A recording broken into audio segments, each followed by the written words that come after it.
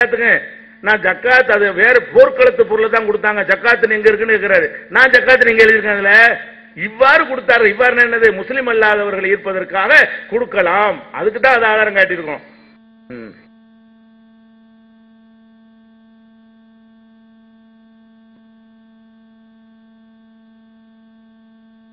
அஸ்ஸலாமு அலைக்கும் வரஹ்மத்துல்லாஹி வபரகாத்துஹு.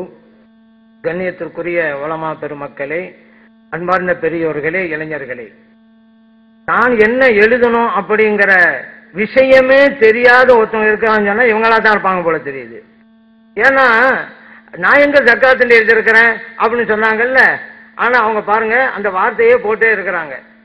பாருங்க, உள்ளங்கள் ஈர்க்கப்படுவதற்கு ஜகாத் அப்படின்னு கொடுத்திருக்காங்க. நான் ஜகாத் அங்க எழுதினேன் அப்படின்ட்டாங்க. இப்படித்தாங்க ஒவ்வொன்னும் எழுத வேண்டியது, சொல்ல வேண்டியது, அப்படி இல்லைன்ற வேண்டியது, அப்படி புரட்ட வேண்டியது, முன்னுக்கு பின் முரண். தான் எழுதுனதை என்ன எழுதுனே தெரியலன்னு சொன்னா அவங்க என்ன நிலையில் இருக்கிறாங்க, கருத்து தான் தெரியல, மறந்து போச்சு.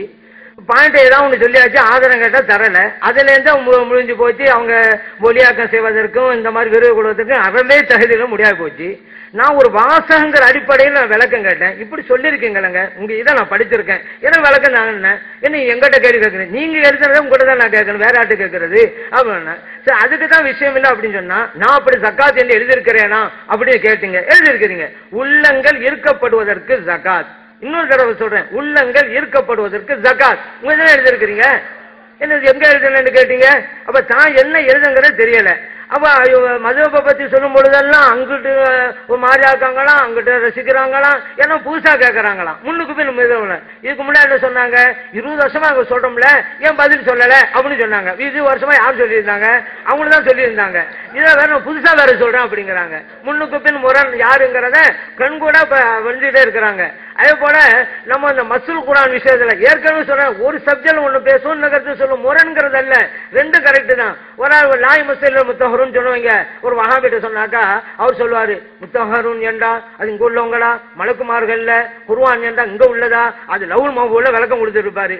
இவருக்கு போய் சரிப்பா அதை விடு, அதை சொல்லல, லாய முஸ்ல் குரான் எல்லா தாகும் சலாம் சொல்லி இருக்கிறாங்கல்ல, அப்படி அதுக்காக வேண்டி பாயிண்ட் விட்டுக்கிறோம் அர்த்தமா. சுன்ன ஜமாத்து மக்கள் குர்ஆனை நான் தலைமையில வச்சுக்கிறோம் மதிக்கிற மக்களுக்கு நாங்க குர்ஆனை வசனத்தை ஆதாரமா கொடுப்போம், அதையும் கொடுப்போம். ஆனா குர்ஆனை வசனம் கொடுத்தாலும் அதுக்கு அந்த விளக்கம் இந்த விளக்கம் விவகாரம் பண்ணிட்டு உங்களுக்கு நாங்க இப்படி கொடுப்போம். நம்ம சொன்னோம்ல லோகவீஸ்வர ஐ விவகாரம் பண்றவங்களுக்கு, சவுதி பிரச்சனை சொன்னோம்ல விவகாரம் பண்றவங்களுக்கு, சவுதி இந்த விஷயத்தை கொண்டு வரீங்கல்ல மௌலி தராக்கு, அப்ப தராவி சொல்லுங்க, அப்படி அந்த மாதிரி போனதுதான்.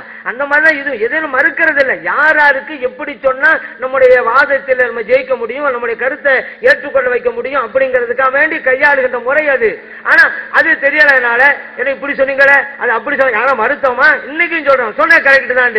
ஆனா சில வஹாபிகள் இப்படி பதில் சொன்னாக்கா ஹதீஸ் கூட மடக்கி இருக்கிறோம். அந்த மடக்கப்பட்ட இடத்தை தான் நீங்க இப்படி சொன்னீங்களாங்கிறாங்க. சொன்னது உண்மை, மறுக்கே கிடையாது அப்படிங்கறத நான் நினைவுபடுத்த விரும்புறேன். அதே போல என்ன இந்த தொடை விஷயத்துல சொல்லும்போது அவங்க ஒரு இதை சொல்லுவாங்களாம், ஆபாசமான சட்டங்களை சொல்லுவாங்களாம். இமாம்கள் கூடாதுன்னு சொன்னதை இமாம்களை சொன்ன மாதிரி சொல்றது. இமாம்கள் அப்படி சொல்லியிருக்காங்கன்னா ஆதாரம் கேட்ட இது வரைக்கும் தரல. இமாம்கள் அனுமதித்திருக்கிறார்கள் அப்படின்னாங்க, நாங்க கேட்டுக்கிறோம், இது வரைக்கும் தரல, ஏன்னா அனுமதிக்கல அவங்க.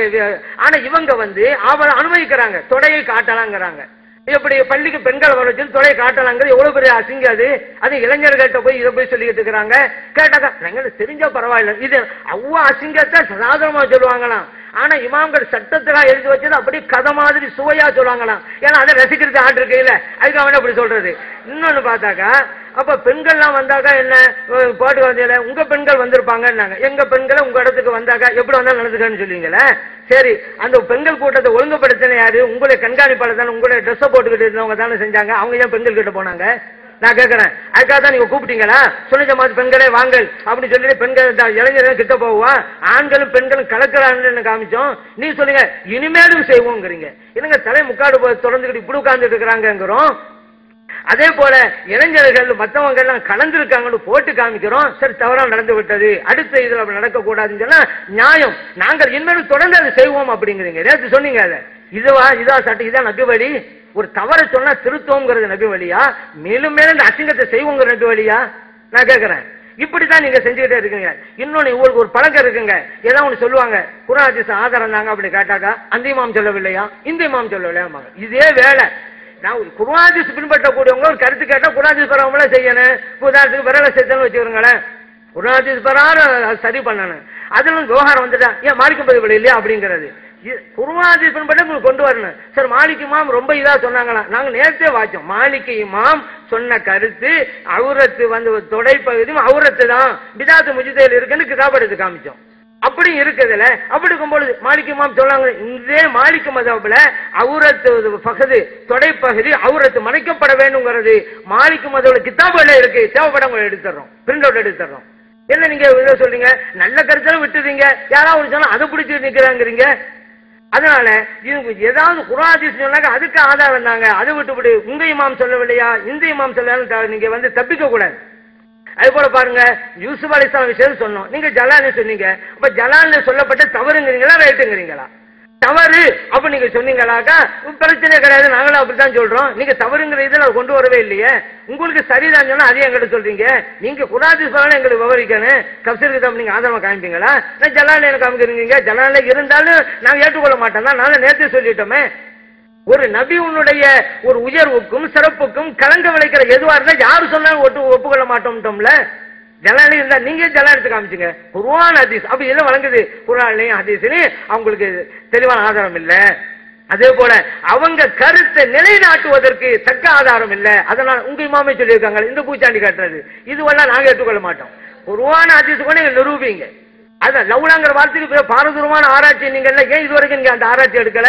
மாட்டிக்கிறீங்க இலக்கணத்துல. மத்தவங்க சொன்னா ஏதாவது சொன்னா அப்படி இருக்குமோ நம்பிடுவாங்கண்டு முன்னாலே சொன்னாங்கல்ல, மௌசூலுக்கு பிறகு முதாரி வந்தா இந்த சட்டம் என்ன நவு தெரியாதவங்களும் அப்படி சொல்லலாம். அது நம்புறதுக்கு சில பேர் இருக்கலாம், எங்கிட்ட முடியாது. அது தெரிஞ்சிருக்கு அவங்களுக்கு. அதான் சப்ஜெக்ட் வரவே இல்லை. நேற்று சொன்னாங்க நான் வாதிப்போம். அதே போல வசனங்கள் விஷயத்துல வாதிப்போமா சவால் விட்டாங்க, இன்னும் ஆரம்பிக்கல. ஆனா பாருங்க உலகத்தில் உள்ள மக்கள் எல்லாம் எதிர்பார்க்கிறாங்க. நிலைப்பாடுல தஃப்சீர் கிதாப் இருக்கு, ஒரு சப்ஜெக்ட் தான் சொன்னா இது வரைக்கும் சொல்லல. அப்ப தஃப்சீர் இல்ல அந்த ஒன்றை தவிர எந்த தவறும் இல்லைங்கிறது அவங்க நிலைப்பாடு. தஃப்சீர் கிதாப் சொல்லி ஃபிக்ஹ் கிதாப் வாசிக்கிறாங்களே, இப்ப யாராவது உலகத்துல ரத்துல் முஹ்தார் போய் தஃப்சீர் கிதாப் சொன்னா சிரிப்பாங்க. ஆனா ரத்துல் முஹ்தார் வச்சுட்டு சொல்றாங்க ஆனா ஃபர்ஸ்ட் எப்படி இருக்கு தஃப்சீர் கிதாப் இருக்குது, அதை விட்டாச்சு எழுத்துண்டு இருக்குது.